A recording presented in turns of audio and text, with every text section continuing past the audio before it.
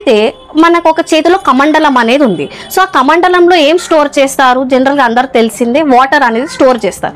So వాటరే ఎందుకు అనంటే వాటర్కి ఒక స్పెషల్ సిగ్నిఫికెన్స్ అనేది ఉంది. ఆ స్పెషల్ సిగ్నిఫికెన్స్ ఏంటిది అనంటే water has memory write from the beginning of this universe. So ఈ యూనివర్స్ స్టార్ట్ అయినప్పటి నుంచి ఏ ఒక్క ఇన్సిడెంట్ జరిగినా ప్రతి ఒక్క ఇన్సిడెంట్ ఇన్ఫర్మేషన్ మెమరీ అనేది వాటర్లో ఉంటుందన్నమాట. అయితే ఆ మెమరీతోనే ఒక సాధకుడికి ఏమి అవసరం, అసలు మెమరీ దేని గురించి ఉండాలి అనేది మనం ఒక చిన్న ఎక్స్టెన్షన్ తీసుకుందాం. సో నవరాత్రి కన్నా వచ్చే ముందు పీరియడ్ ఏమంటామంటే పితృపక్షాలు అని అంటాం.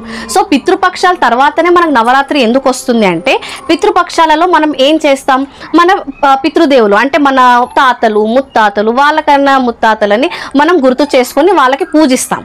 అయితే ఇక్కడ ఓన్లీ వాళ్ళనే గుర్తు చేసుకోమని కాదు, ఆ పితృపక్షాల సిగ్నిఫికెన్స్ అనేది ఏంటంటే ఇప్పుడు నువ్వు ఒక మనిషి అవతారం ఎత్తిను. సో మనిషిగా ఉన్నప్పుడు ఏంటంటే నువ్వు ఈ 84 లక్షల జీవరాశులను దాటి ఒక మనిషి రూపాన్ని దాల్చావు. అంటే నీలో ఉన్న కాస్మిక్ ఎనర్జీ అనేది ఇన్ని విధాలుగా ట్రాన్స్ఫార్మ్ అయ్యి ఇప్పుడు ఒక హ్యూమన్ లైఫ్లో ఉంది అని చెప్పేసి అమ్మవారు నీకు ముందే హింట్ ఇస్తుంది. ఎందుకు అసలు బాడీ గురించే ఇవ్వాలి అని అంటే ఎందుకంటే స్పిరిచువల్ జర్నీ చేసేటప్పుడు మనకు బిగ్గెస్ట్ హర్డిల్ అనేది ఈ బాడీ. అయితే ఈ బాడీ అనేది మనం ఏమనుకుంటాం, ఇదే మన ఫైనల్ అని చెప్పేసి అనుకుంటాము.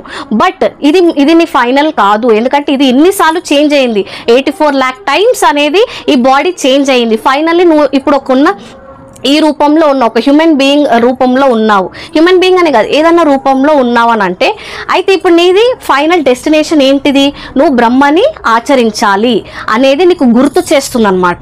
అందుకని పితృపక్షాలు అనేది నవరాత్రుల కన్నా ముందు వస్తుంది. అయితే ఆ నాలెడ్జ్ని తీసుకొని మనము ఈ నవరాత్రిలో జరిగే చేంజెస్ అనేటివి, ఈ నాలెడ్జ్ గెయినింగ్ అనేది చేస్తే అప్పుడు మనకి ఫైనల్గా సిద్ధిదాత్రి అనేది మనకి ఆశీర్వాదం ఇస్తుంది. సో ఆ వాటర్లో ఉన్న ఈ బాడీ గురించి ఉన్న మెమరీ కానీ మన ఎక్స్పీరియన్సెస్ అయిన మెమరీ కానీ ఇవన్నిటిని తీసుకొని మనము దీనికన్నా ముందు గెయిన్ చేసిన నాలెడ్జ్ని అంతా తీసుకొని మనము అది మననం చేసుకోవాలి. అయితే ఆ నాలెడ్జ్ అనేది మననం